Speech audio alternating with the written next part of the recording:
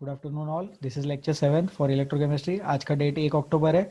हम लोग NB12 engineering batch के स्टूडेंट्स हैं और इलेक्ट्रोकेमिस्ट्री का लास्ट लेक्चर हम लोगों को भी डिस्कस करना है। आज वाली क्लास में हम कोलरॉस लॉ, ये मेन इंपॉर्टेंट कंसेप्ट डिस्कस करेंगे। थोड़ा बहुत कंडक्टिविटी के बारे में भी बात करने वाले हैं और नेक्स्ट टर्न पे, आज की क्लास के बाद नेक्स्ट टर्न पे हम लोग doubts and difficulty sessions conduct करेंगे। कोलरॉस लॉ के कुछ क्वेश्चंस भी नेक्स्ट टर्न पे हम लोग प्रैक्टिस करने वाले हैं और मेजरली अगले क्लास से डिफिकल्टीज एंड डाउट्स ही क्लियर होंगे। आई विल टॉक टू ओक sir once about this and फिर टॉपिक के नाम मैं व्हाट्सएप पे लिखूंगा और आप उस पर्टिकुलर टॉपिक से डिफिकल्टीज पूछ सकते हैं। आप लोगों को अगर किसी चीज में डिफिकल्टी है तो आप लोग उस टॉपिक का नाम मुझे पर्सनली व्हाट्सएप पे मैसेज करके सजेस्ट भी कर सकते हैं। ओके, तो लास्ट टर्न पे हमने इलेक्ट्रोकेमिस्ट्री में ये वाले इंपॉर्टेंट फॉर्मूले देख लिए थे। इसको एक बार अपन जल्दी से रिवाइज कर लेते हैं। R is the resistance, rho is the resistivity, length is the length of that wire basically and A is the area of cross section. तो अपन अगर ऐसा इमेजिन करें कि ये एक ऐसी वायर है, ऐसी नहीं होती है वायर, तो अगर ये ऐसी वायर है, बहुत मोटी वायर अपन ने बना ली है, तो इसमें जो क्रॉस सेक्शन एरिया रहता है, वो जो ये सर्कल दिख रहा है ब्लू कलर का, ये वाला जो सर्कल है, इसका जो एरिया आएगा पाई आर स्क्वायर, वो हो जाएगा एरिया। और वायर का एक कुछ तो भी लेंथ रहेगा, there will be a particular length associated with this wire, तो वो वाली लेंथ को अपन एल लिख देंगे। तो जाहिर सी बात है, जितना ज्यादा लेंथ होगा उतना ज्यादा रेडियस बढ़ता जाएगा, उतना ज्यादा रेजिस्टेंस बढ़ता जाएगा। क्यों रेजिस्टेंस बढ़ेगा? क्योंकि लेंथ ज्यादा तो ज्यादा समय तक उस इलेक्ट्रॉन्स को कटायंस वगैरह से रेजिस्टेंस मिलता रहेगा। एरिया जितना ज्यादा रहेगा उतना रेजिस्टेंस कम रहेगा, क्योंकि मोटी वायर रहेगी तो ज्यादा इलेक्ट्रॉन्स मूव कर पाएंगे, ज्यादा इलेक्ट्रॉन्स मूव कर पाएंगे तो करंट इजीली फ्लो कर पाएगा। इलेक्ट्रॉन्स का फ्लो, यूनिडायरेक्शनल इलेक्ट्रॉन्स का फ्लो को ही हम करंट बोलते हैं। यूनिडायरेक्शनल फ्लो ऑफ इलेक्ट्रॉन्स को ही हम लोग करंट इलेक्ट्रिसिटी बोलते हैं। अब करंट बोलो या करंट इलेक्ट्रिसिटी बोलो या सिर्फ इलेक्ट्रिसिटी बोलो, essentially it means the same thing, कोई बहुत ज्यादा अंतर नहीं होता उसमें। ठीक है, फिर अपन मोलर कंडक्टिविटी के बारे में बात कर लेते हैं इसको। ठीक है, we will talk about molar conductivity now. तो मोलर कंडक्टिविटी लैम्डा एम से लिखते हैं, काप्पा बाय सी होता है। ठीक है, अब ये जो काप्पा है ये 1/रो है, तो रो इज रेजिस्टिविटी, काप्पा इज कंडक्टिविटी। सोचो, रेजिस्टेंस का उल्टा कंडक्टेंस, रेजिस्टेंस का उल्टा कंडक्टेंस, रेजिस्टिविटी का उल्टा कंडक्टिविटी, तो उसको लिखते हैं काप्पा से। अब वो जो कंडक्टिविटी है, अगर एक मोल के टर्म्स में लिखना है अपने को, तो उसको कॉन्सेंट्रेशन से डिवाइड करेंगे। तो इसमें मैं एक चीज डिस्कस करना चाहूंगा यहाँ पे। आप लोगों ने सुना होगा हीट, और उसी के साथ आप लोगों ने एक नाम सुना होगा स्पेसिफिक हीट। बराबर, तो स्पेसिफिक हीट कैसा रहता है? या तो 1 मोल के रिस्पेक्ट में रहता है, या तो 1 ग्राम के रिस्पेक्ट में अपन लिखते हैं, है ना। जैसे आप लोगों ने सुना होगा यूनिट मास या फिर यूनिट फोर्स। तो यूनिट फोर्स मतलब 1 न्यूटन का फोर्स, यूनिट मास मतलब 1 kg का मास, 1 यूनिट मास। बराबर, तो वैसे ही यहाँ पे जो कंडक्टिविटी हम लोगों को लिखनी है, यहाँ पे जो कंडक्टिविटी लिखाई जा रही है, दिखाई जा रही है, वो मोलर कंडक्टिविटी है। Molar conductivity means it is the conductivity with respect to 1 mole of the solution, या फिर 1 molar concentration of the solution. तो ये जो ये सी है, ये क्या है? ये सी हमारा बेसिकली कॉन्सेंट्रेशन है। ठीक है, तो फिर उससे लैम्डा आ गया, तो लैम्डा एम अपन लिखते हैं, CONC। ठीक है, अब उसमें और एक चीज पैरेलली सोचे, आप लोग सोच पाएंगे इस चीज को पैरेलली। जैसा लैम्डा एम डिफाइन करते हैं, वैसा लैम्डा EQ भी डिफाइन कर सकते हैं हम लोग। लैम्डा इक्विवेलेंट, इक्विवेलेंट कंडक्टिविटी भी बोल सकते हैं अपन। बराबर है, तो उसके लिए क्या लिखेंगे? कप्पा लिखेंगे। वो कप्पा दिखता के जैसे ही, अपन लिखेंगे के ही उसको, लेकिन बोलेंगे kappa. Greek, Latin, German alphabet से, जर्मन तो नहीं है, पता नहीं क्या है, ग्रीक होगा या लैटिन होगा। तो लैम्डा इक्विवेलेंट की जगह अपन यहाँ पे कॉन्सेंट्रेशन की जगह क्या लिखेंगे? यहाँ पे नॉर्मेलिटी लिख देंगे अपन। क्या लिखेंगे? नॉर्मेलिटी। जैसे यहाँ पे मोलरिटी लिखा है ना, इसेंशियली सी मीन्स कॉन्सेंट्रेशन, सी मतलब कॉन्सेंट्रेशन, कॉन्सेंट्रेशन मतलब अगर कुछ मेंशन नहीं किया गया है तो उसको मोलरिटी लेते हैं। यहाँ पे मेंशन कर दिया गया है कि हमें इक्विवेलेंट के टर्म्स में बात करनी है, and since we are talking in terms of equivalents, therefore we will talk about normality. Okay, we will talk about normality. So lambda, हाँ, तो ये हो गया लैम्डा एम। अब lambda M is equal to kappa into 1000 molarity. तो देखो, इसको सी की जगह मोलरिटी अगर लिखना है यहाँ पर, तो ये देखो, ये 1000 से मल्टीप्लाई करते हैं। सर अब ऐसा क्यों किया अपन ने? ऐसा इसलिए किया क्योंकि अपन को ऐसा यूनिट्स में बात करनी है, तो 1000 से मल्टीप्लाई करते हैं उस लीटर को मीटर क्यूब में कन्वर्ट करने के लिए। इस चीज को समझे, हम चाहते हैं कि लैम्डा एम जो है वो ऐसा यूनिट्स में आए। we want that particular lambda m to be in terms of SI units। Volume का SI यूनिट मीटर क्यूब होता है, वॉल्यूम का SI यूनिट मीटर क्यूब होता है। So meter cube is the SI unit for volume. Okay, volume का SI unit metre cube है, ठीक है। अब ये जो मीटर क्यूब है, ये SI यूनिट मोलैरिटी के लिए तो लीटर रहता है, तो लीटर को मीटर क्यूब में कन्वर्ट करने के लिए न्यूमरेटर में 1000 से मल्टीप्लाई करें। तो एक्चुअली होता क्या है कि आप लोगों ने ये वर्ड सुना होगा पहले, 1 DM cube, 1 DM power 3, DM मतलब डेसीमीटर रहता है, तो 1 DM cube is actually equal to 1 litre. So 1 DM cube is 1 litre decimetre cube, और उससे अपन ने कन्वर्ट किया मीटर क्यूब में, तो वहां पे 0.1 0.1 0.1 करना पड़ेगा 3 बार। डेसीमीटर इज 0.1 मीटर्स, तो उसको जैसे 1000 मीटर आ जाएगा, वो 0.1 10 टू पावर -3 हो जाएगा न्यूमरेटर डिनोमिनेटर में, तो वो न्यूमरेटर में ले जाएंगे तो 1000 बन जाएगा। कोई चीज डिनोमिनेटर में 10 की पावर -x है, तो वो चीज न्यूमरेटर में जाके 10 की पावर +x हो जाती है। That particular thing changes its value from 10 to power -3 to 10 to power +3। Okay, so वो हो गया लैम्डा एम वाली बातें। नेक्स्ट पॉइंट अपन देखेंगे जी स्टार। ये जी स्टार रहता है सेल कांस्टेंट। हाँ, तो एक और चीज यहाँ पे, आर के उल्टे को अपन सी भी बोलते हैं और जी भी बोलते हैं। कुछ बुक्स में सी लिखते हैं, कुछ बुक्स में जी लिखते हैं, अपन दोनों याद रखेंगे, लिखेंगे अपन भी जी सिर्फ। तो G stand for conductance, resistance का उल्टा कंडक्टेंस, रेजिस्टिविटी का उल्टा कंडक्टिविटी, बराबर। और ये जी स्टार है, जी स्टार मतलब क्या है, सेल कांस्टेंट है, तो एल बाय ए लिखा है cell constant, R times kappa, मतलब R times conductivity is cell constant, R times conductivity is cell constant, ठीक है। तो इसमें किसी को कोई डाउट है तो पूछ लो। ये इंपॉर्टेंट फॉर्मूले लास्ट टाइम पे अपन ने डिस्कस किए थे, ऐसे ही मेरे को लगा एक बार अपन रिवाइज कर लेते हैं, थोड़ा फील गुड फैक्टर आ जाएगा। नहीं है, नो डाउट्स, अपन आगे बढ़ सकते हैं, ये लिखा है सबके पास में। फिर 2 क्वेश्चन है मेरे पास में, एक क्वेश्चन अपन ने आई गेस पिछले टर्न पे कर लिया था, तो सिद्धांत तो थे नहीं लास्ट टाइम पे। हर्षिता, आप थे प्रेजेंट लास्ट टाइम पे, ये क्वेश्चन हुआ है क्या अपना?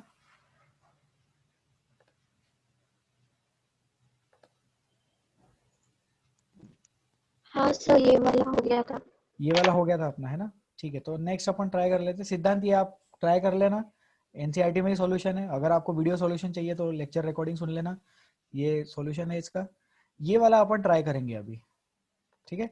तो सब लोग, अब आप दोनों ये क्वेश्चन ट्राई करें, ठीक है। 2 मिनट देते हैं, ट्राई कर लो, मैं भी ट्राई कर लेता हूँ, और फिर बाद में अपन इसका सॉल्यूशन पढ़ेंगे। Okay, please try.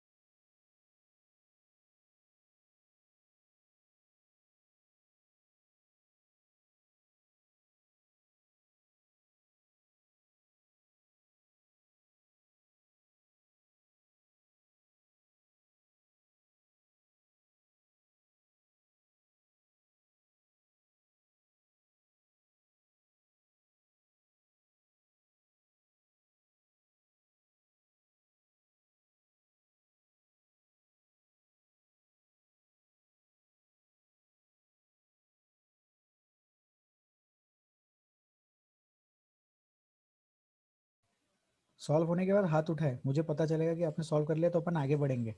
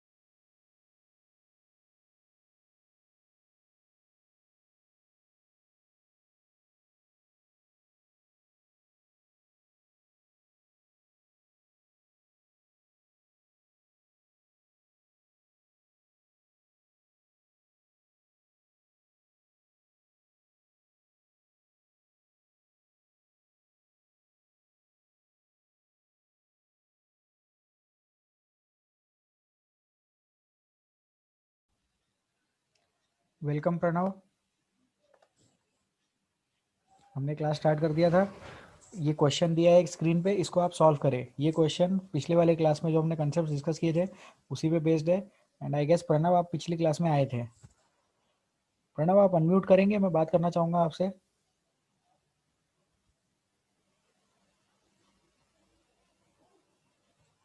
प्रणव बात नहीं करना चाहते, कोई बात नहीं।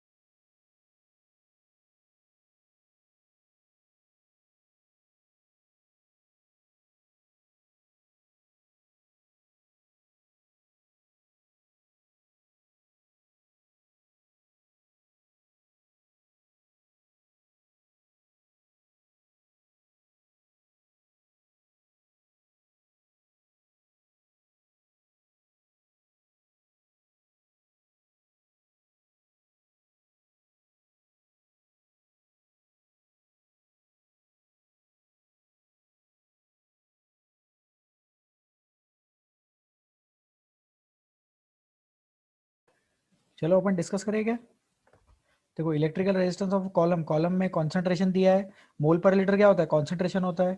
डायमीटर गिवन है मतलब रेडियस गिवन है, लेंथ भी दिया हुआ है। रेजिस्टिविटी, कंडक्टिविटी और मोलर कंडक्टिविटी फाइंड करना है। तो रेजिस्टिविटी मतलब रो, रो आ जाएगा तो उसका उल्टा कंडक्टिविटी आ जाएगा।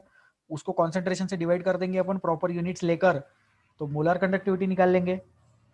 तो क्वेश्चन इजी दिख रहा है ये। अपने को रेजिस्टेंस गिवन है, लेंथ गिवन है और डायमीटर भी गिवन है ना। तो जैसे देखो लेंथ प्रोवाइडेड है, रेडियस प्रोवाइडेड है मतलब एरिया प्रोवाइडेड है, आर प्रोवाइडेड है, स्मॉल आर प्रोवाइडेड है मतलब एरिया प्रोवाइडेड है। तो अपन फॉर्मूला पे पुट करेंगे और इसको सॉल्व कर लेंगे। तो R is equal to rho L by A लिख सकते हैं।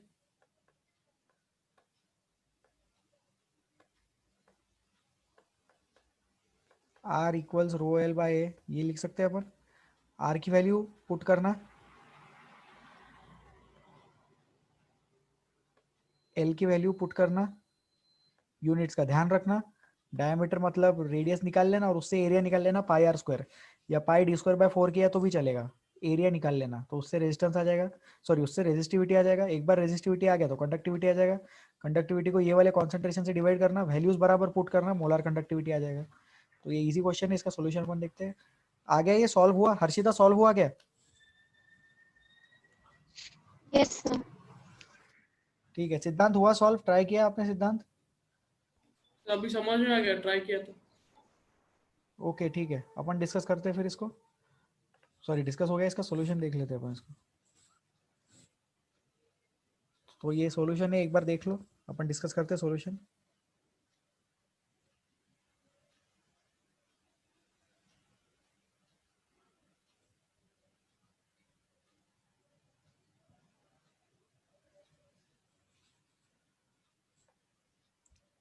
तो सबसे पहले रेजिस्टेंस निकाल लिया अपन ने रो एल बाय ए से। R is equal to rho L by A में रो की वैल्यू फाइंड आउट कर ली, R A by L. Resistance आ गया, रेजिस्टिविटी आ गया, रेजिस्टिविटी का उल्टा कंडक्टिविटी आ गया, और कंडक्टिविटी से मोलर कंडक्टिविटी भी आ गया 1000 से वगैरह मल्टीप्लाई करके, है ना। तो ये अपन ने डिस्कस कर लिया है। ओके, तो इसको ट्राई कर लेंगे। ठीक है, अब molar conductivity with respect to under root concentration, हाँ ये इंपॉर्टेंट कंसेप्ट है, ये अपने को डिस्कस करना है। इसमें जनता को डाउट वगैरह भी आते रहते हैं। ठीक है, तो अब इसमें देखो क्या हो रहा है, लैम्डा एम वर्सेस सी है और ये सी की पावर 1/2 है। सी की पावर 1/2 है मतलब ये चीज क्या है, ये चीज अंडर रूट सी है। तो जो लैम्डा एम रहता है, लैम्डा एम क्या है, याद करो, लैम्डा एम मतलब मोलार कंडक्टिविटी। तो मोलार कंडक्टिविटी मतलब lambda M is equal to के कप्पा बाय सी, है ना। जो सी कॉन्सेंट्रेशन है वही वाली चीज है। तो अब ये ग्राफ है लैम्डा एम का रूट सी के रिस्पेक्ट, मतलब ये पूरी जो चीज है कप्पा बाय सी, इसका खुद का ग्राफ है। किसके साथ? इसका ग्राफ है कॉन्सेंट्रेशन के अंडर रूट के साथ में। ठीक है, फिर स्ट्रॉन्ग वालों के लिए वो स्ट्रेट लाइन रहता है और वीक वालों के लिए वो ऐसा कर्व आता है। तो जो ब्लू कलर की लाइन दिख रही है, ये जो कर्व वाला ब्लू कलर की लाइन दिख रही है, वो वीक इलेक्ट्रोलाइट है, और जो स्ट्रॉन्ग वाला है उसके लिए ब्लैक कलर की स्ट्रेट लाइन है। स्ट्रॉन्ग वालों के लिए स्ट्रेट लाइन आती है, उसका एक पर्टिकुलर इक्वेशन भी है, वो भी हम अभी देखने वाले हैं उसका इक्वेशन क्या है। और जो वीक वाले हैं, वीक वालों के लिए ऐसा ब्लू कलर का कर्व आता है। ठीक है, तो CH3COH वीक है। अब ये अपने को पता होगा कि वीक इलेक्ट्रोलाइट और स्ट्रॉन्ग इलेक्ट्रोलाइट कौन से रहते हैं, वीक एंड स्ट्रॉन्ग इलेक्ट्रोलाइट्स, बराबर। तो वीक वाले कौन से रहते हैं, जैसे जो पानी में पूरे डिसोसिएट नहीं होते हैं, तो वीक वालों के लिए अपन लिख देंगे अल्फा लेस देन 1, और स्ट्रॉन्ग वालों के लिए अपन लिख देंगे अल्फा इक्वल टू 1। अब वो एक्चुअली एग्जैक्ट इक्वल नहीं रहता है, लेकिन अपन अज्यूम कर लेते हैं। किसी भी चीज का अल्फा एग्जैक्ट 1 नहीं रह सकता है, but we assume that the alpha, that the value of alpha, if it is greater than 90%, 95%, more than 80%, then it is assumed to be strong electrolyte। ठीक है, बाकी केसेस में उसको वीक इलेक्ट्रोलाइट कंसिडर करेंगे। तो हमें पता है कि जो CH3COH रहता है वो पूरा डिसोसिएट नहीं होता है। वीक वालों के लिए इक्विलिब्रियम एरो देखने को मिलता है, और स्ट्रॉन्ग वालों के लिए वन साइडेड एरो देखने को मिलता है, बराबर। सो स्ट्रॉन्ग वालों के लिए one sided arrow, complete dissociation takes place. Weak वालों के लिए incomplete dissociation takes place, weak वालों के लिए incomplete dissociation will take place. Strong वालों के लिए complete dissociation will take place, completely dissociate हो जाएगी वो चीज, अल्फा इज इक्वल टू 1 आ जाएगा। अब यहाँ पे जो KCl है ये स्ट्रॉन्ग है, CH3COH जो है वो वीक है। तो वीक वालों के लिए क्या होता है, पहले थोड़ा भी कॉन्सेंट्रेशन बढ़ा तो लैम्डा एम की वैल्यू ड्रास्टिकली कम होती है, फिर धीरे धीरे वो कर्व में जाता है और धीरे धीरे कम होती रहती है। और स्ट्रॉन्ग वालों के लिए क्या है, वो लीनियरली कम हो रही है। तो स्ट्रॉन्ग वालों के लिए जो इक्वेशन बनता है वो एक स्ट्रेट लाइन का इक्वेशन बनता है। तो ये अपन यहाँ पे अभी मेंशन करते हैं।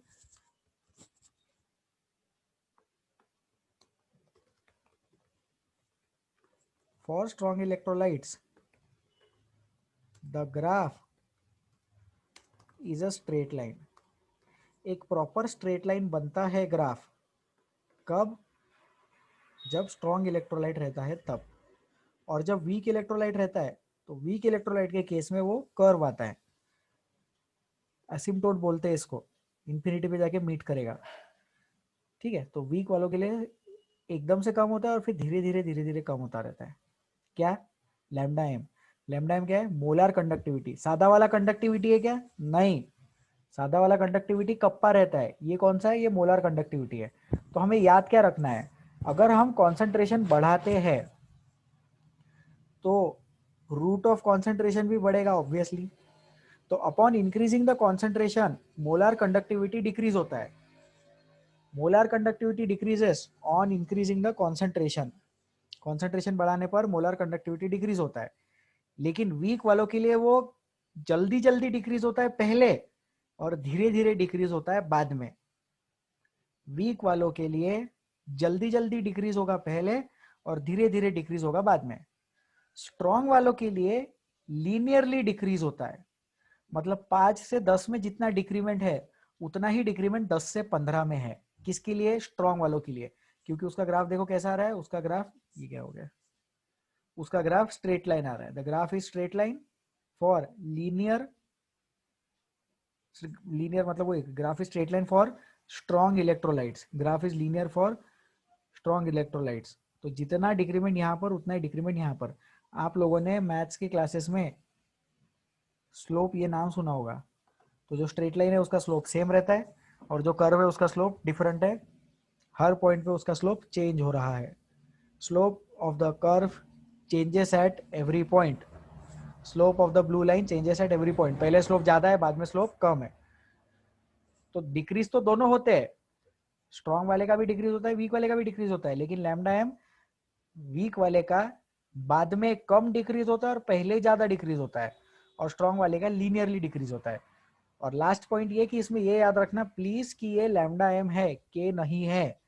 ये कंडक्टिविटी का ग्राफ नहीं है, ये मोलार कंडक्टिविटी का ग्राफ है। ओके, तो इस ग्राफ में किसी को कोई doubt, any concerns in this graph?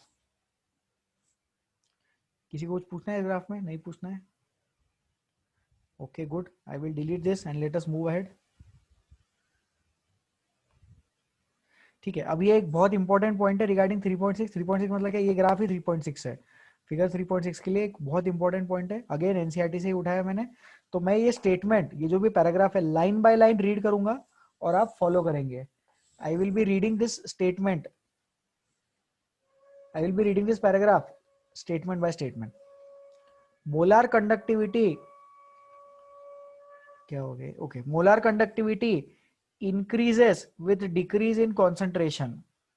Molar conductivity जो है वो क्या होता है? इंक्रीज होता है, कॉन्सेंट्रेशन डिक्रीज करेंगे तब। तो इधर भी देखो वही हो रहा है, कॉन्सेंट्रेशन डिक्रीज किया तो मोलार कंडक्टिविटी बढ़ा। अपन एक्स एक्सिस पे पीछे जाएंगे तो वाई एक्सिस पे ऊपर जा रहे हैं, अगर अपन एक्स एक्सिस पे आगे जाएंगे तो वाई एक्सिस पे नीचे आ रहे हैं। So it is essentially the same thing.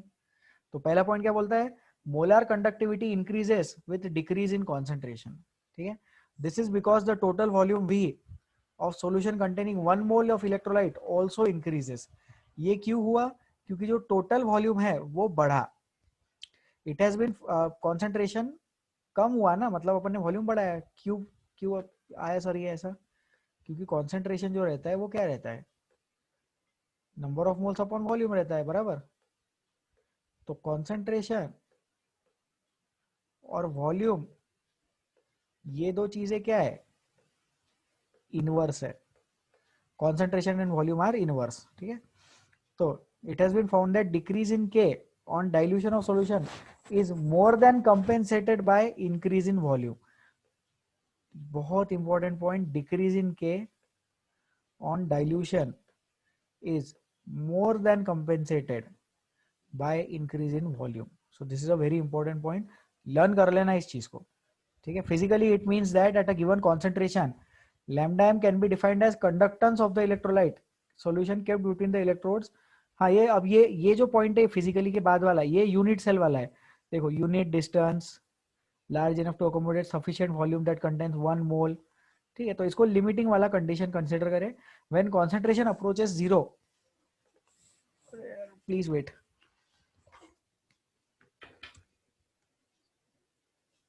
Please hold, do not move out of the class.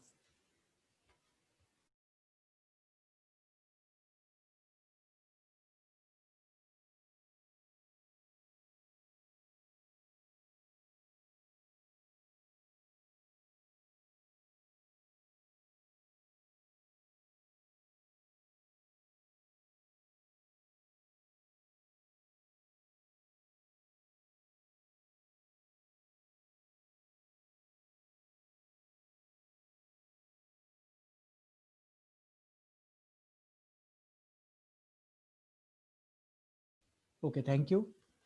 तो यहाँ पे ये बोल रहा है कि उसको लिमिटिंग मोलर कंडक्टिविटी समझे। इसको डिलीट करते हैं और पीछे जाते हैं। अब देखो ग्राफ क्या बोलता है, ये वाला पॉइंट स्ट्रॉन्ग वाले का और ये वाला पॉइंट वीक वाले का, इन दोनों में अंतर समझे, इन दोनों में डिफरेंस समझे। स्ट्रॉन्ग वाले का कैसा है? जब कॉन्सेंट्रेशन एकदम 0 हो गया तब एग्जैक्ट कंडक्टिविटी का वैल्यू हम बता सकते हैं। एग्जैक्ट मोलर कंडक्टिविटी का वैल्यू अपन बता सकते हैं जब कॉन्सेंट्रेशन एग्जैक्ट 0 हो गया। तो वीक वाले में ऐसा नहीं है। वीक वाले में वो ग्राफ उसको टच नहीं कर रहा है, वो एसिम्प्टोट है, इन्फिनिटी पे जाके टच करेगा, हाइपोथेटिकली जाके टच करेगा। तो उस वाली कंडीशन में अपन उसको क्या बोलते हैं? लिमिटिंग कंडीशन बोलते हैं। It is called as limiting condition. तो ये वाले ग्राफ को आप राइट साइड से लेफ्ट साइड में रीड करें। जैसे जैसे कॉन्सेंट्रेशन का रूट हम कम करते हैं वैसे वैसे लैम्डा एम का वैल्यू बढ़ता है। we decrease the value of concentration, therefore the root of concentration will also decrease। we decrease the value of concentration, therefore the root of concentration will also decrease and the value of lambda m will increase। lambda m का value increase होएगा। Strong वाले के लिए straight line है, हमें पता चलेगा कि वो कहाँ इंटरसेक्ट करता है। वीक वाले के लिए नहीं पता चलता, ठीक है। तो उस चीज को बोलते हैं, क्या बोलते हैं उस चीज को, लिमिटिंग मोलार कंडक्टिविटी। और उसको ई नॉट दिया है, तो एनसीईआरटी में उसको ई नॉट दिया है, अपन उसको लैम्डा एम नॉट भी बोल सकते हैं। आप ये भी बोल सकते हो और लैम्डा एम नॉट भी बोल सकते हो। तो यहाँ पे समझो, अब तक अपन ने क्या क्या डिस्कस कर लिया। अब तक हमने काप्पा डिस्कस कर लिया, हमने लैम्डा एम डिस्कस कर लिया, हमने लैम्डा ई क्यू डिस्कस कर लिया, है ना, लैम्डा एम जैसा वैसा लैम्डा ई क्यू। और हमने इसी के साथ में लैम्डा एम नॉट भी डिस्कस कर लिया है। तो लैम्डा एम नॉट मतलब कब रहता है, लिमिटिंग मोलार कंडक्टिविटी है। इस कंडीशन पे हमने बहुत ज्यादा सिस्टम को डाइल्यूट कर दिया है ना। उसमें देखो लिखा भी है, at unit distance sufficient large cross section area to accommodate sufficient volume of solution that contains 1 mole of electrolyte. तो एकदम सफिशिएंट वॉल्यूम लिया है, लेकिन इलेक्ट्रोलाइट का 1 मोल ही ले रखा है हमने, ठीक है। तो उससे अपन ने लैम्डा नॉट एम डिफाइन कर दिया। और वो लैम्डा नॉट एम वीक वाले के लिए टेंडिंग रहेगा और स्ट्रॉन्ग वाले के लिए हमेशा कांस्टेंट रहता है, फिक्स वैल्यू आती है, क्योंकि स्ट्रॉन्ग वाला इंटरसेक्ट करता है, ठीक है। तो ये 4 चीजें अपन ने डिस्कस कर ली, ये इंपॉर्टेंट है, इसको याद रखें। कोई डाउट किसी को, किसी को कुछ पूछना है यहाँ पे? No difficulties, no concerns? Okay, very good, अपन आगे बढ़ते हैं।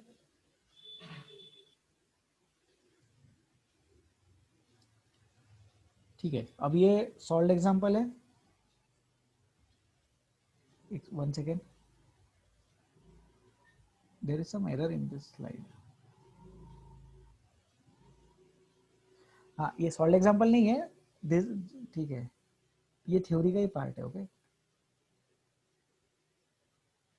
This is not a solve example, ये वही थ्योरी का पार्ट है। ये लैम्डा एम वर्सेस कॉन्सेंट्रेशन है। तो ये ई एम मतलब lambda M not versus C है, सी हाफ, ठीक है। तो वो चीज़ देखो कॉन्सेंट्रेशन के साथ कैसे वेरी कर रहा है लैम्डा एम। स्ट्रेट लाइन वाला है ये चीज़, मतलब ये स्ट्रॉन्ग वाले का है, ठीक है। हाँ, अब बोला, अब वो जो स्ट्रॉन्ग वाला मैंने बताया कि वो उसका एक इक्वेशन रहेगा, तो वो ये इक्वेशन है। ये जो इक्वेशन है, ये काहेगा इक्वेशन है, ये स्ट्रेट लाइन का इक्वेशन है। और ये कौन सा फॉर्मेट है यहाँ पर, y equals M X plus C वाला फॉर्मेट है, सी छोटा, y equals M X plus C, ये फॉर्मेट है यहाँ पे स्ट्रॉन्ग इलेक्ट्रोलाइट के लिए। उसके लिए तो कर्व आता है, तो उसके इक्वेशन में अपने को इंटरेस्ट नहीं है। y equal to M X plus C है। c मतलब क्या रहता है, c मतलब रहता है y कोऑर्डिनेट, बराबर। मतलब y वाली एक्सिस को कहाँ टच करेगा वो, एब्सिसा और ऑर्डिनेट आपने नाम सुने होंगे, तो ये है y कोऑर्डिनेट। अभी जो y कोऑर्डिनेट है, ये एक्चुअली क्या है, ये दरअसल लैम्डा एम नॉट है। This is lambda M not, okay. m slope है, और y और x तो आपको पता है, वो x एक्सिस और y एक्सिस वाली बात है वो, and m is the slope over here, and c is lambda M not y coordinate, okay. तो ये स्ट्रेट लाइन ऐसी बन गई यहाँ पे। हाँ, स्लोप देखो बढ़िया, स्लोप निगेटिव है, मतलब वो ग्राफ जो है वो ऐसा टेढ़ा नीचे आ रहा है, स्लोप इज निगेटिव, तो जो ग्राफ रहेगा वो ऐसा टेढ़ा आएगा, ऐसा नहीं आएगा। Slope is negative, positive. तो पॉजिटिव वाले स्लोप का ग्राफ ऊपर चढ़ता है, निगेटिव वाले स्लोप का ग्राफ नीचे चढ़ता है। सर आपको कैसे पता चला ये निगेटिव है, ये यहाँ पे देखो, ये निगेटिव की वजह से पता चला, ओके, ठीक है। तो ये y equal to M X plus C है, और जो c है वो ई नॉट है, ई नॉट एम, मैं उसको लैम्डा एम नॉट लिखता हूँ, चलेगा। Okay, any doubts, any concerns, किसी को कुछ पूछना है अंडर रूट वाली चीज में? अंडर रूट समझ में आता है, square root, okay. I will delete this. इसके कुछ क्वेश्चन है अपने पास में, वही एनसीईआरटी से ही उठाए। तो ये एग्जांपल 3.6 है और उसका सॉल्यूशन भी गिवन है। तो show that the plot of E not E M and C is a straight line, तो ये बताने की जरूरत नहीं है, ग्राफ वगैरह बनाएंगे तो आ जाएगा।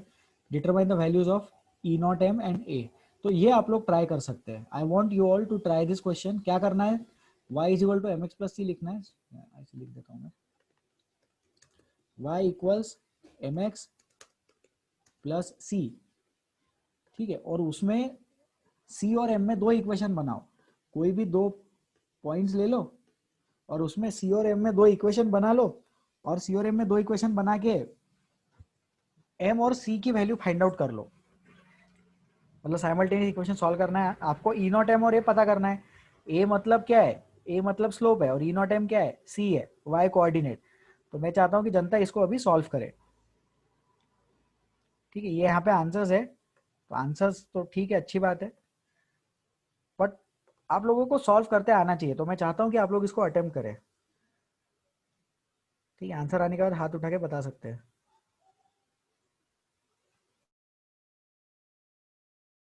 ट्राई करो एम और सी में दो इक्वेशंस लिखने का।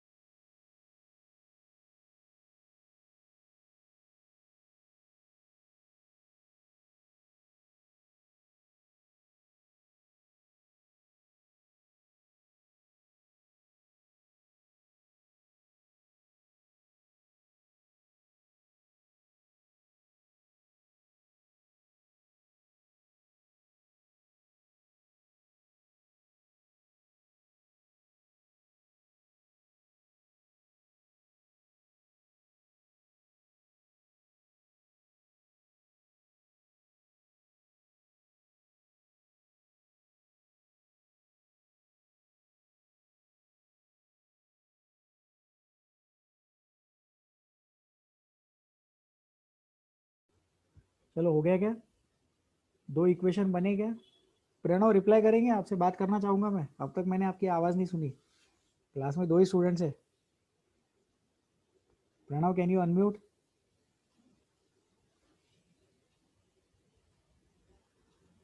प्रणव शायद बात नहीं करना चाहते। Harshita please unmute.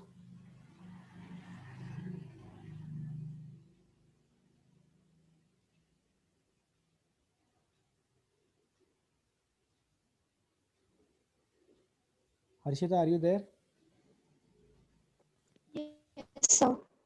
आपने दो इक्वेशन बनाए क्या वाई एम और सी में।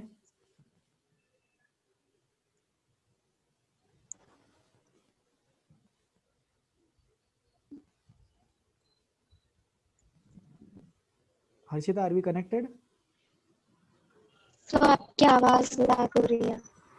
ओके, ये इस स्टेटमेंट में क्या करना है, इस क्वेश्चन में क्या करना है, समझा आपको। हाँ सर।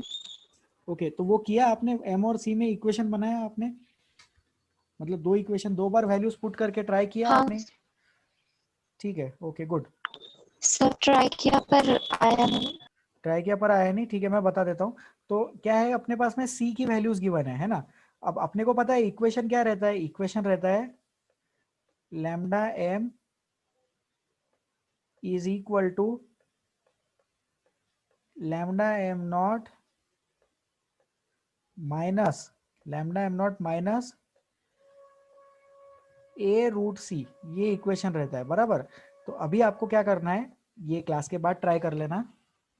ये जो चार कॉन्सेंट्रेशन की वैल्यूज दी है, तो इसमें से कोई भी दो सिलेक्ट कर लो। जैसे अपन ने सपोज ऊपर की दो सिलेक्ट कर ली, इसके रूट्स ले लेना, मतलब कैलकुलेटर पे सॉल्व करना है, ये रूट सी निकाल लेना दो बार।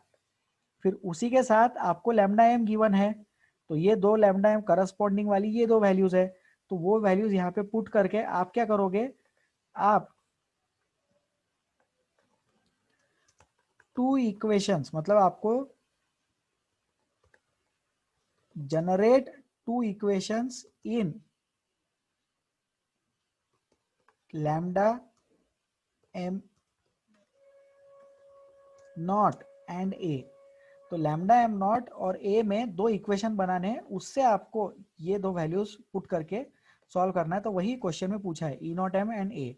ठीक है, तो देखो ये जो चार कॉन्सेंट्रेशन की वैल्यूज है ना, उसमें उसने रूट लेके भी बता दिया।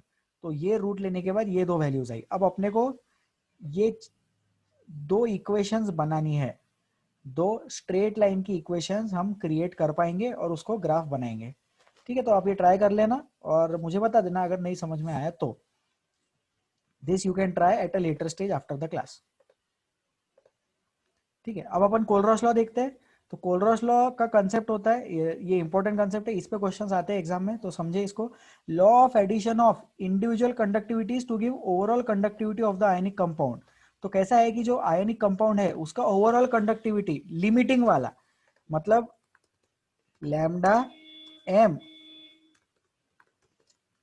नॉट, लैम्डा एम नॉट वाला लिमिटिंग कंडक्टिविटी वाला, लैम्डा एम नॉट वाला लिमिटिंग कॉन्सेंट्रेशन वाला, infinite dilution almost zero concentration वाले के लिए अगर अपन कोई आयनिक कंपाउंड लिखते हैं जैसे कि KCl, तो जो KCl का कंडक्टिविटी है वो कंडक्टिविटी हो जाएगा कटायन की कंडक्टिविटी के और अनायन के कंडक्टिविटी के एडिशन के equal. Conductivity of the cation and conductivity of the अनायन, इसका दोनों का एडिशन करके ओवरऑल कंपाउंड का कंडक्टिविटी मिलता है, ये कोलरॉस लॉ बताता है। अब उसमें चार्जेस वगैरह के केस में अपने को ध्यान देना पड़ता है। तो ये कंसेप्चुअल एक्सप्लेनेशन है, अपन अभी और इसका थ्योरी डिस्कस करेंगे। ठीक है, तो ये वही एनसीईआरटी से मैंने स्टेटमेंट्स उठाए, एज इट इज है, मैं यहीं पे रीड कर रहा हूँ, आप लोग प्लीज ध्यान से सुनेंगे इसको। हर्षिता मेरी आवाज आ रही है अब ठीक से?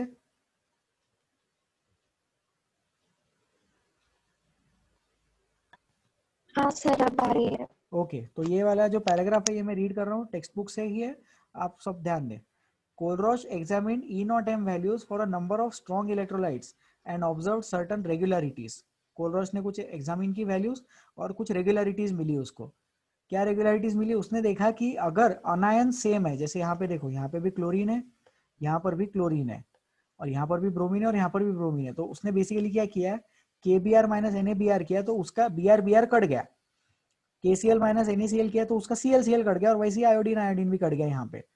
तो और फिर उसने कटायन के लिए करके, जैसे इसमें कॉमन क्या लिया उसने, इसमें कॉमन एलिमेंट अनायन था, इस वाले एग्जांपल में कॉमन एलिमेंट क्या लिया उसने, कटायन लिया। फिर उसने ये पता करा, उसको ये पता चला कि वो ऑलमोस्ट सेम वैल्यू रहता है। क्या ऑलमोस्ट सेम वैल्यू रहता है? अगर अनायन सेम लिया तो जैसे देखो NaX और KX, उसका डिफरेंस x अगर सेम है तो वो डिफरेंस नियरली कांस्टेंट रहेगा। तो NaCl और KBr का नहीं, लेकिन NaCl और KCl की बात करें तो NaCl और KCl, Na plus plus Cl minus, K plus plus Cl minus, तो ClCl हट जाएगा, तो वो डिफरेंस जो है वो मैनेज हो जा रहा है। तो NaCl और KCl का जो भी डिफरेंस रहेगा, वही डिफरेंस K और Na का है, ऐसा उसने क्लेम किया, और उसके बेसिस पे उसने कोलरॉस लॉ दिया। उसको बोलते हैं Kohlrausch law of independent migration of ions. ठीक है, this law states that limiting molar conductivity of electrolyte can be represented as the sum of the individual contributions of the anion and cation. Individual contribution के equal रहेगा। तो ई naught M, या अपन उसको lambda naught M लिख सकते हैं, overall ionic compound का E naught M of the ionic compound will be lambda naught Na plus plus lambda naught Cl minus, lambda naught Na plus plus lambda naught Cl minus. ठीक है, अब अगर इसमें वो चीज पॉलीवैलेंट है, जैसे NaCl है तो Na के ऊपर भी +1 चार्ज है, Cl पे भी -1 चार्ज है, so it doesn't make a difference, right. लेकिन यहाँ पे जैसे कटायन और अनायन है तो V plus cations and V minus anions, मतलब अगर 2 कटायन बन गए 4 अनायन बन गए, वैसा कुछ है। तो जितने जितने जो बने उसके रिस्पेक्ट में E नॉट M लिख लेना। ठीक है, ये E नॉट M है, तो ये जो है ये लैम्डा नॉट M है। इसको सिंपल टर्म्स में मैं ऐसे लिखता हूं, कटायंस की संख्या टाइम्स कटायंस का lambda M not plus anions की संख्या, काउंट ऑफ अनायंस, कितने अनायंस है, टाइम्स अनायंस के मोलरिटी की वैल्यू निगेटिव, ठीक है। तो वो नॉट है ऊपर, निगेटिव चार्ज नहीं है वो, उसको नॉट बनाता है। और ये क्या है, ये कटायन का मोलरिटी है, और ये क्या है, ये अनायन का मोलरिटी है। तो ये वाला फॉर्मूला अपन ने डेवलप कर लिया, इसको अगर आप लर्न करेंगे तो बहुत हेल्प हो जाएगी आपकी। फिर अगर अपन ऐसा ही सोचे तो लैम्डा ई क्यू निकालने अगर अपन जाए तो लैम्डा नॉट ई क्यू की वैल्यू आएगी, अब यहां पे अपने को क्या करना पड़ेगा, उसके एन फैक्टर से डिवाइड करना पड़ेगा। तो यहां पे अपन लिखेंगे lambda C M divided by उसका एन फैक्टर जो कि ए का नंबर था, प्लस ये नॉट लगा देना, नॉट मत भूलना, वापस से लैम्डा, अब ये पहले सी था तो यहाँ पे ए रहेगा, अनायन वाले का मोलरिटी, और उसको अपन डिवाइड करेंगे सी से। तो ये है ई क्यू के टर्म्स में और ये है एम के टर्म्स में। ई क्यू मतलब इक्विवेलेंट और एम मतलब मोलरिटी। इस चीज का ध्यान रखें और अपन क्वेश्चन सॉल्व कर सकते हैं, ठीक है। So this is all about Kohlrausch law. Any doubts, any difficulties in this Kohlrausch law में, किसी को कुछ पूछना है? नहीं पूछना है, okay, I will delete this. इस पे क्वेश्चन है मेरे पास, ठीक है। ये जो टेबल 3.4 है ये एक्सप्लेन कर दिया। तो lambda not plus anion lambda not are limiting molar conductivity, value of lambda not for some are given here, ठीक है। तो इसमें एक दो अपन प्रैक्टिस कर ले क्या, या घर पे आप लोग ट्राई कर लेना। जैसे एक मैं बता देता हूँ, अगर अपने को CH3CONA बनाना है, CH3CONA बनाना है तो वो अपन कैसे बनाएंगे, CH3CO minus and Na plus, इसका एडिशन लिख लेंगे, है ना। तो यहाँ क्या लिखेंगे, CH3CO का कितना गिवन है क्वेश्चन में, वो टेबल गिवन रहेगा 40.9, और यहाँ अपन ऐड करेंगे और यहाँ क्या लिखेंगे 50.1। तो इससे वैल्यू कितनी आ जाएगी, 91 आ जाएगी। ये कैसे आया, कोलरॉश लॉ से आया। और कोलरॉश लॉ कब काम करता है, लिमिटिंग मोलार कंडक्टिविटी पे ही काम करता है। कोलरॉश लॉ हर जगह काम नहीं करता। लिमिटिंग मोलार कंडक्टिविटी का मतलब है infinite dilution, almost zero concentration, ये मतलब है लिमिटिंग मोलर कंडक्टिविटी का। और ये जो भी वैल्यूज गिवन है इस टेबल में, कटायन बोलो या अनायन बोलो, उनकी वैल्यूज जो है वो लिमिटिंग मोलर कंडक्टिविटीज पे है, और वो भी 298 केल्विन पे ही। अलग अलग टेम्परेचर्स पे वैल्यू अलग अलग हो सकती है, okay. So good, any doubts, किसी को पूछना है इसमें? नहीं पूछना है, okay, I will delete this.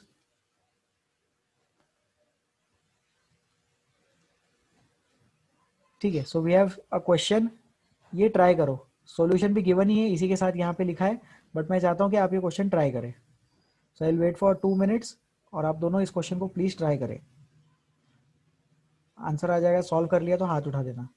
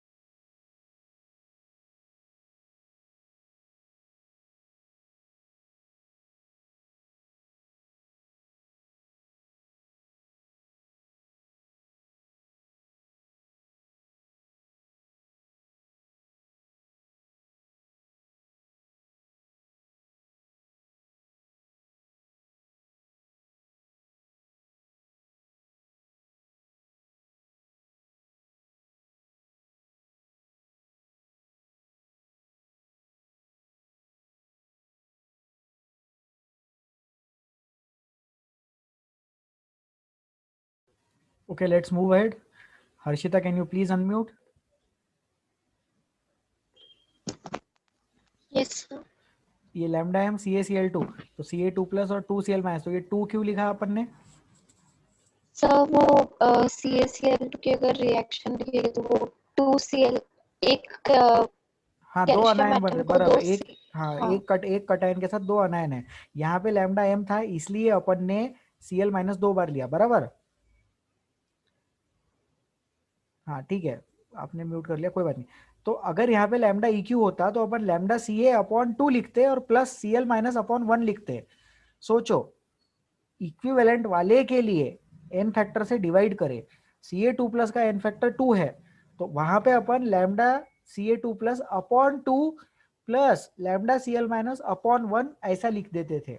So lambda M not CaCl2 को अपन lambda Ca2+0/2 plus lambda Cl-0/1 ऐसा लिखते थे। एम की जगह EQ पूछते थे तो, लेकिन यहाँ पे एम पूछा है तो अपन ने सिंपली सॉल्व कर लिया। सेम लॉजिक MgSO4 का है। अब MgSO4 में 2 से मल्टीप्लाई करने की जरूरत नहीं है, क्योंकि इसेंशियली 1:1 का रेशो बैठ रहा है यहाँ पे। ठीक है, तो ये वाला कैसे सॉल्व किया अपन ने? ये वाला इस टेबल से वैल्यूज देख के सॉल्व किया है। Mg2+SO4 2- 106, 160, 106, 160 वैल्यू लिख के 266 सॉल्व कर लिया। ठीक है, नेक्स्ट क्वेश्चन देखते हैं। हाँ, तो यहाँ पे HAC का पूछा है अपने को। HAC मतलब क्या रहता है, मैं लिख देता हूँ। HAC मतलब CH3COAC रहता है। CH3CO मतलब AC है और ये CH3COH है। ठीक है, और क्या दिया है उसमें? NaAC दिया है। तो NaAC भी क्या होता है? CH3CONa होता है। सो NaAC is CH3CONa, HAC is CH3COH, HCl और NaCl क्वेश्चन में गिवन ही हो तो समझ में आ जाता है, इजी है। तो अपने को निकालना किसका? HAC का निकालना है, तो H+ और AC- लिखना पड़ेगा। और क्वेश्चन में जो इन्फॉर्मेशन गिवन है उसको यूज करके अपने को ये सॉल्व करना है। तो 3 इक्वेशंस अलग अलग लिखने पड़ेंगे अपने को। तो यहाँ पे मैं बता देता हूँ, एक NaCl का इक्वेशन लिखना, एक NaAC का इक्वेशन लिखना, और फिर एक HCl का इक्वेशन लिखना और इसको सॉल्व करना। ठीक है, तो इसको एक बार ट्राई कर लो, देख लो आता है क्या। I will wait for 2 minutes, please solve this.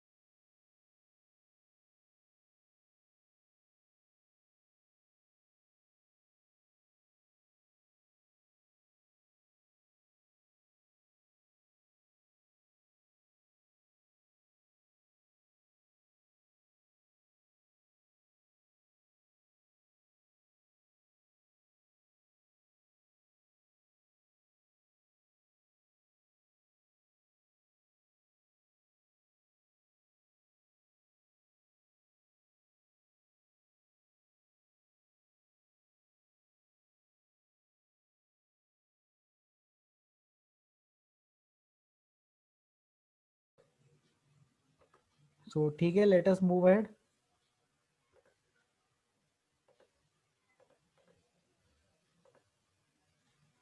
ये नेक्स्ट क्वेश्चन है, इसको ट्राई कर लो। डिसोसिएशन कांस्टेंट पूछा है, तो डिसोसिएशन कांस्टेंट मतलब क्या रहता है? डिसोसिएशन कांस्टेंट रहता है अल्फा। डिसोसिएशन कांस्टेंट रहता है के, sorry, alpha is degree of dissociation, है ना? Alpha degree of dissociation and के रहता है डिसोसिएशन कांस्टेंट। ओके, सो के is the dissociation constant and alpha is the degree of dissociation. तो अपने को क्वेश्चन में गिवन क्या क्या है? कंडक्टिविटी ऑफ ये कॉन्सेंट्रेशन है और ये कंडक्टिविटी गिवन है। तो देखो यूनिट, देखो ध्यान से यूनिट देखो, सीमेन सेंटीमीटर इनवर्स है। तो सीमेन सेंटीमीटर इनवर्स है मतलब वहां पे कॉन्सेंट्रेशन नहीं है, तो वो के है, कप्पा है। तो ये चीज है कप्पा। तो इसमें लोगों को डाउट आता है सर हमको कैसे पता चलेगा कि वो कंडक्टिविटी दिया है कि मोलार कंडक्टिविटी दिया है। तो पहली बात तो क्वेश्चन में मेंशन रहेगा कि मोलार है कि सादा वाला कंडक्टिविटी है। फिर यूनिट देख के भी बता सकते हैं। अगर यूनिट में कॉन्सेंट्रेशन का कहीं तो भी टर्म दिख रहा है, जैसे ये मोल दिख रहा है ना, मोल पर सेंटीमीटर क्यूब हुआ होगा, फिर इसलिए वो सेंटीमीटर स्क्वायर आया ऊपर, क्योंकि यहाँ पे सेंटीमीटर इनवर्स है, बराबर। तो अपन उसको वैसा सोचे, और यहाँ पे इसको ऐसे इमेजिन करें कि लैम्डा एम जो रहेगा उसमें मोलारिटी का कंपोनेंट डिनोमिनेटर में आएगा। लैम्डा एम में मोलारिटी का कंपोनेंट डिनोमिनेटर में आएगा और कप्पा में नहीं आएगा। कप्पा में सिर्फ सीमेन सेंटीमीटर इनवर्स रहता है।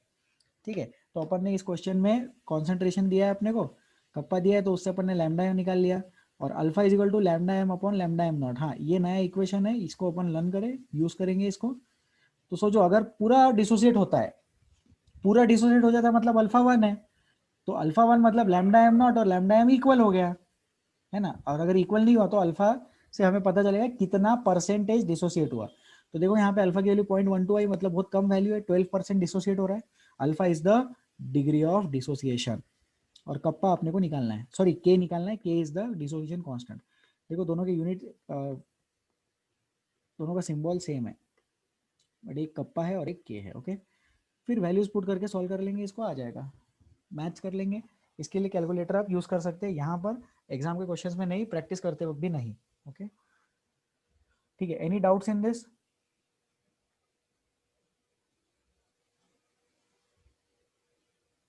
किसी को कुछ पूछना है इसमें? नहीं पूछना है, अपन आगे बढ़े।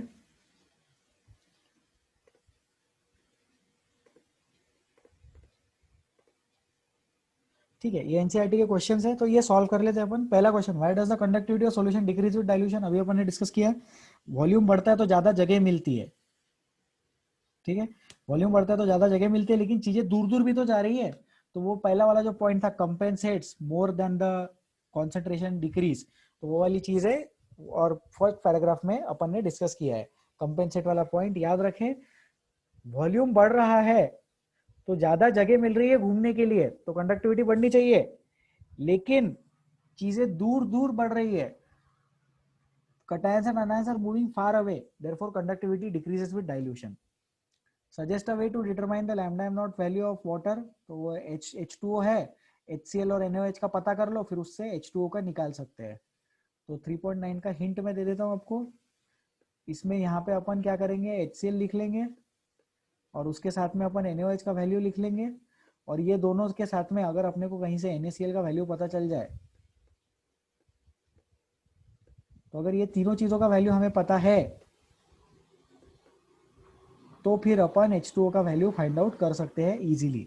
We can find out the value of lambda M not for HCl, sorry for H2O very easily. Okay, अब 3.9 क्वेश्चन ट्राई करो, प्लीज ट्राई, अच्छे से इसको सॉल्व करो। देखो मोलर कंडक्टिविटी है यहाँ पे, देखो मोल इनवर्स दिख रहा है ना, मतलब वो मोलर कंडक्टिविटी है। तो ये लैम्डा एम है, कप्पा नहीं है, ये लैम्डा एम है। और यहाँ पे उसने कॉन्सेंट्रेशन भी दे रखा है अपने को। और पूछा क्या है, पूछा अल्फा है, अल्फा पूछा है और के पूछा है। तो इसको ट्राई कर लो।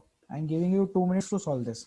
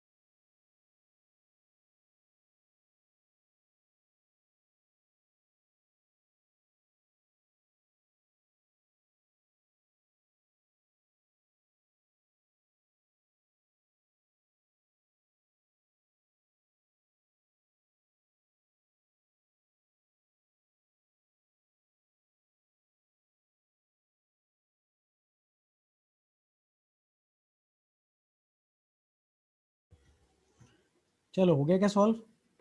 हर्षिता बताएंगे आप, आपने सॉल्व किया क्या, थोड़ा समझ में आया है क्या कैसे करना है?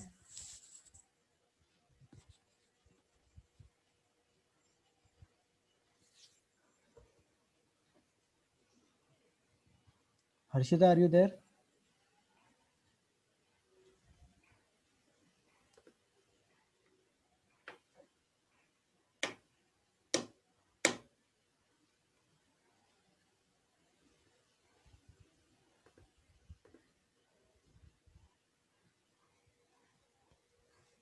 हर्षिता कैन यू हियर मी?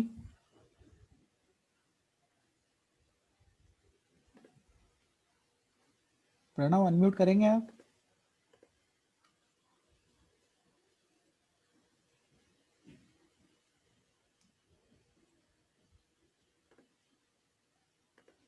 ठीक है, I will just explain the solution for this. Hint दे देता हूँ मैं स्क्रीन पे, रिकॉर्डिंग में आ जाएगा फिर। Students who are there on the recording, you can see the hint now. तो लैम्डा नॉट एच प्लस दिया है, lambda not H C O minus दिया है, और पूछा क्या आपने को, अल्फा पूछा है, बराबर।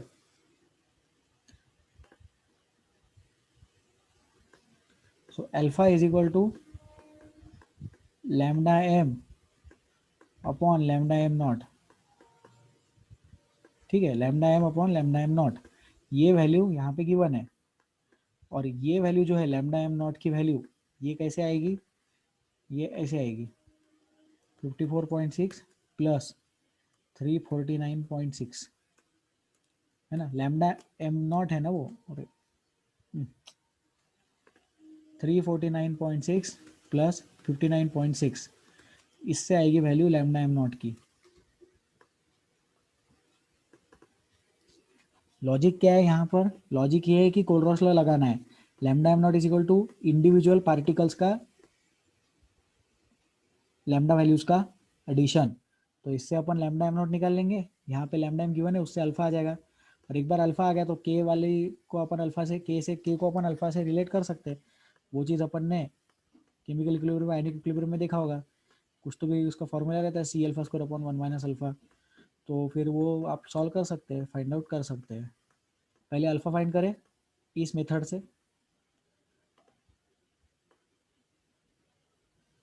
पहले अल्फा फाइंड करें इस मेथड से, ये है step number 1 to solve this question, and this is step number 2 to solve this question. ठीक है, इसको लिख लेना, सॉल्व कर लेना। Okay, I will move ahead, so I will delete this. ठीक है, अब नेक्स्ट क्लास में हम लोग प्रैक्टिस क्वेश्चंस करेंगे कोलरॉस लॉ पर, और कुछ डिफिकल्टीज है स्टूडेंट्स की, वो हम डिस्कस करेंगे। व्हाट्सएप ग्रुप पे टॉपिक का नाम आ जाएगा। नेक्स्ट टर्न पे नया टॉपिक स्टार्ट नहीं करेंगे, तो जो लोग रिकॉर्डिंग सुन रहे हैं यूट्यूब पर, नेक्स्ट टर्न पे प्लीज़ क्लास अटेंड करें, और आप लोगों की डिफिकल्टीज क्लियर करवा के लिए टॉपिक्स का नाम आप लोगों को बता दिया जाएगा। और इसी के साथ आप मुझे व्हाट्सएप पे पर्सनल मैसेज कर सकते हैं और टॉपिक सजेस्ट कर सकते हैं। So I will take up difficulties of the topics which you are having difficult, I will take up the classes of the topics which you are having difficulties in। ठीक है, with this I thank you for attending the class. जो लोग recording सुन रहे हैं उन लोगों का भी थैंक यू। हर्षिता आप अनम्यूट कर सकते हैं? Can you hear me? Yes, sir. Harshita वो वाला क्वेश्चन सॉल्व हुआ क्या आपसे, जो ये वाला था, ये क्लिक हुआ आपको 3.9? अभी मैंने बताया ये। हाँ सर। ओके, इसको आप एक बार घर पे ट्राई करेंगे फिर? हाँ सर। ओके, तो ठीक है, अभी सिंस यू आर कनेक्टेड, आपके एक दो डाउट्स अपन क्लियर कर लेते हैं, 4-5 डाउट्स अपन क्लियर कर लेंगे अभी। ओके, तो हर्षिता ने मुझे व्हाट्सएप पे कुछ Okay, sir. डाउट्स भेजे थे, this is for the recording purpose, and वो डाउट्स अभी मैं डिस्कस करूंगा हर्षिता के साथ में, एंड नेक्स्ट टर्न पे भी ऐसा ही डिस्कशन होने वाला है।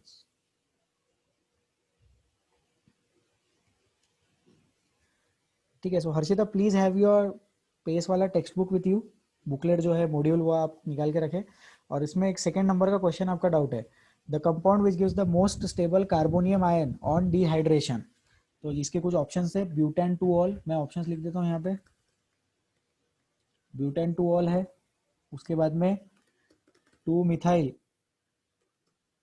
प्रोपेन टू ऑल है, उसके बाद में ब्यूटेन 1 ऑल है, और उसके बाद में 2 मिथाइल प्रोपेनोनॉल है। ठीक है, तो ये 4 कंपाउंड्स गिवन है और अपने को पूछा है सबसे ज्यादा स्टेबल कार्बोकेटायन कौन देगा। कार्बोनियम आयन मतलब कार्बोकेटायन। तो पहले मैं स्ट्रक्चर्स बना लेता हूँ। तो ब्यूटेन 2 कैसा रहेगा, अपन कार्बन कार्बन से ही लिखते हैं।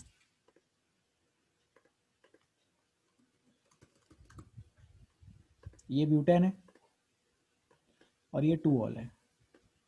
ठीक है, तो इसमें जो कार्बोकेटायन बना वो कार्बोकेटायन कौन सा वाला बना, कार्बोकेटायन जाहिर सी बात है OH ग्रुप जाने के बाद बनेगा। तो यहाँ पे बना है 2 डिग्री कार्बोकेटायन। ठीक है, 2 मिथाइल प्रोपेनटोल। देखो 2 मिथाइल प्रोपेनटोल में क्या है, CCC है। उसमें सेकंड नंबर पे मिथाइल ग्रुप है ऊपर की तरफ, और सेकंड नंबर पे ही OH ग्रुप है। तो इसमें कार्बोकेटायन जो बना वो कौन सा बना, 3 डिग्री कार्बोकेटायन बना। तो 3 degree is more stable then 2 degree. तो अब तक के लिए ये करेक्ट है। बाकी के ऑप्शन भी आप चेक कर सकते हैं। जल्दी से मैं बना देता हूँ, ऑप्शंस बता देता हूँ आपको। CCCCOH ये है 1 ब्यूटेन 1 हो गया ये। इसमें तो 1 डिग्री कार्बन ही बनेगा, 1 डिग्री कार्बोकेटायन ही बनेगा, तो वो तो लेस स्टेबल रहेगा। और लास्ट वाला 2 मिथाइल प्रोपेन 1 देखे, 1 नंबर पे OH लगाना था मेरे को और 2 नंबर पे मिथाइल ग्रुप लगाना है, तो लगा दिया मैंने। अब इसका जो कार्बोकेटायन है वो 1 डिग्री बना। हाँ ये अलग बात है, वो 1 डिग्री वाला कार्बोकेटायन बाद में जाके रीअरेंज करेगा और 3 डिग्री बनेगा। बट सेकंड वाला जो ऑप्शन है उसमें तो रेडीली 3 डिग्री वाला कार्बोकेटायन मिल रहा है। सो 3 degree carbocation is the most stable. Harshita आप रिप्लाई करें, क्या आपको ये पता है कि 3 degree more than 2 degree more than 1 degree is the stability order for carbocations. Yes sir. Okay, और कार्बन आयन के लिए क्या ऑर्डर होता है आप बताएंगे। 1 degree more than 2 degree more than 3 degree. Very good. और फ्री रेडिकल का जो ऑर्डर होता है वो फ्री रेडिकल और कार्बोकेटायन सेम ऑर्डर में चलता है। तो हर्षिता ये सेकंड वाला जो क्वेश्चन था आपका डाउट क्लियर हुआ क्या। Yes sir. ठीक है, नेक्स्ट आपका क्वेश्चन है 11 नंबर का क्वेश्चन है, the rate of the reaction with AgNO3 will be, है ना। तो जैसे 3, ठीक है इसको डिलीट करते हैं। तो यहाँ पे ना एक कंपाउंड गिवन है, वो कंपाउंड में बोर्ड पे ड्रॉ कर देता हूँ। कुछ ऐसा साइक्लिक कंपाउंड जैसा दिख रहा है मेरे को यहाँ पे, फ्यूरैन बोलते हैं इसको। यहाँ पे फ्यूरैन वाला ऑक्सीजन एटम है, रिंग वाला ईथर को फ्यूरैन बोलते हैं। और यहाँ पे क्या है, यहाँ पे Cl है, Cl लिविंग ग्रुप बनने वाला है। यहाँ पे भी Cl है, यहाँ पे CH3 है, और यहाँ पे ऑक्सीजन एटम है। ठीक है, ये क्वेश्चन गिवन है, हर्षिता ने बताया। And the rate of the reaction with AgNO3। अभी AgNO3 इन तीनों में सबसे ज्यादा अच्छे से किससे रिएक्ट करेगा। अच्छा ये ClO नहीं है, ये Cl ही है। हाँ तो AgNO3 क्या करने वाला है, Cl लेके जाने वाला है, बराबर। AgNO3 मैं लिख देता हूँ यहाँ पे,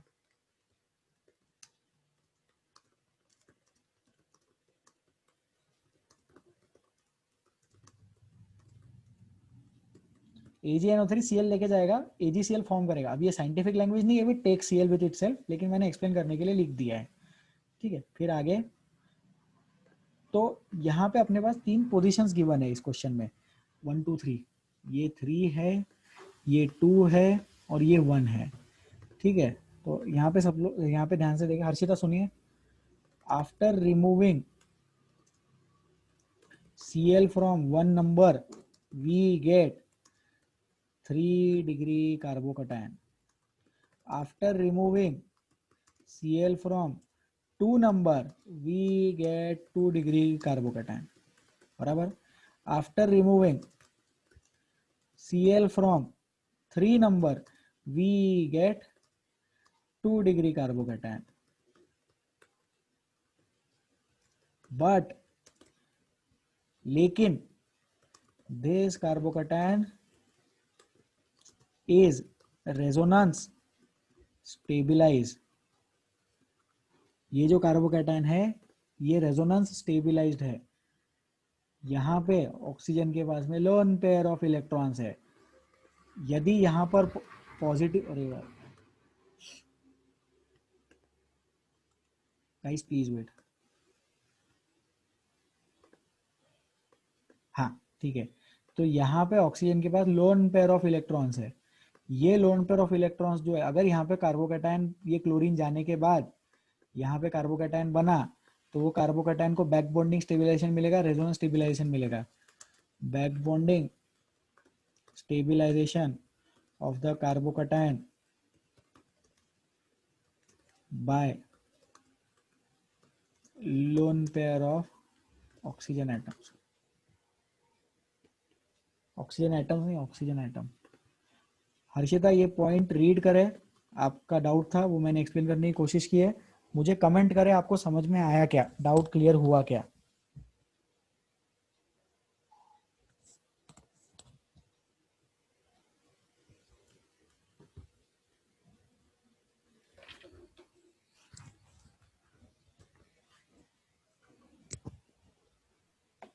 Yes, sir. आपको ये डाउट क्लियर हुआ जो सर्कल वाला साइक्लोहेक्सेन वाला था, ऑक्सीजन था, तो सबसे ज्यादा किसका रहेगा, थर्ड वाले का सबसे ज्यादा रहेगा, फिर थर्ड के बाद पहला आएगा और पहले के बाद दूसरा आएगा, Third one. है ना। तो 312 ऑर्डर आ गया Harshita, Yes, sir. Correct answer है ये। हाँ, आई होप कि ये करेक्ट आंसर होगा। एक रिक्वेस्ट है हर्षिता आपसे भी और सब लोगों से भी, जब आप डाउट्स भेजे तो उसका आंसर की भी भेज दिया करो साथ में, करेक्ट आंसर मार्क करके वगैरह भेज दिया करो, जिससे कि मैं सॉल्व करने के बाद मेरा आंसर चेक कर पाऊँ। ठीक है, तो इसको अपन डिलीट करते हैं अभी। नेक्स्ट डाउट देखेंगे हम हर्षिता का, 3rd नंबर का क्वेश्चन है, कोई तो भी होम असाइनमेंट दिख रहा है ये, 3 डिग्री वाला बीआर ग्रुप है।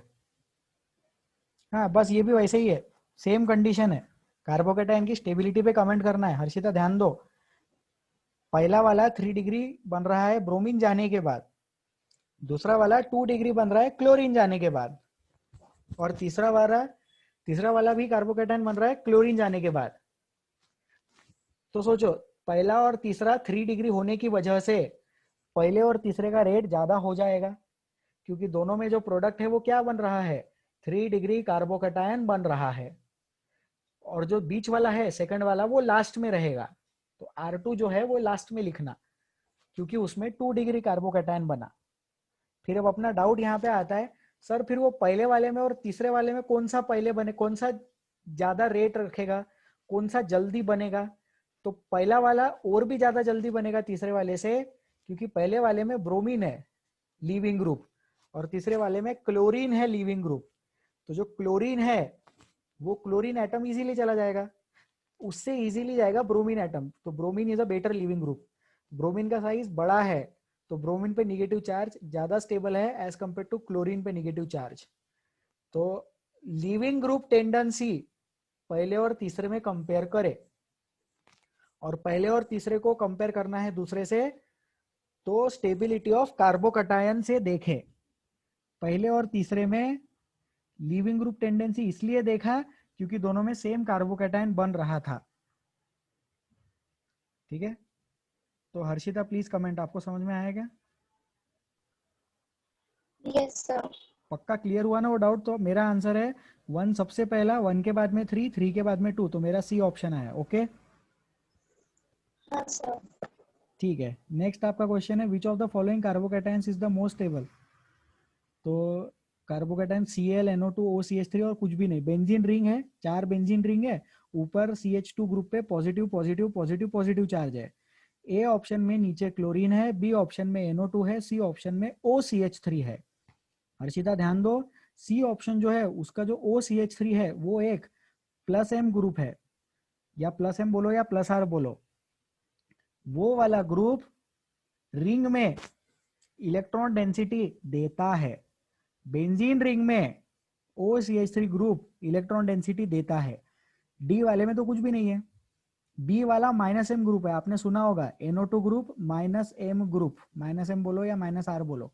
और ए वाला जो है वो क्लोरीन है, आपको लग रहा होगा कि क्लोरीन भी तो इलेक्ट्रॉन पेयर देता है, लेकिन बेंजीन के साथ में हेलोजेंस का -I देखते। Sir, वापस explain करूँ? हाँ हाँ श्योर। हर्षिता आपको ये पता है कि बेंजीन के साथ में हेलोजेंस का -I देखते।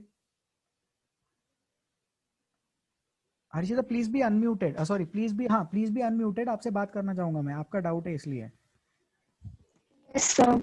हाँ तो ये पता है अपने को कि ए वाला जो ऑप्शन है क्लोरीन, वो तो निगेटिव इंडक्टिव से इलेक्ट्रॉन डेंसिटी खींचेगा, बराबर। Yes. तो इलेक्ट्रॉन डेंसिटी खींचेगा तो पॉजिटिव चार्ज को डिस्टेबलाइज करेगा, बराबर। हाँ. तो वो तो आंसर हो नहीं सकता। NO2 ग्रुप भी रेजोनेंस से इलेक्ट्रॉन डेंसिटी खींचता है, इलेक्ट्रॉन विड्रॉइंग ग्रुप है, करेक्ट। Yes, sir. हाँ, सी वाला ऑप्शन जो है वो इलेक्ट्रॉन डोनेटिंग ग्रुप है, बराबर।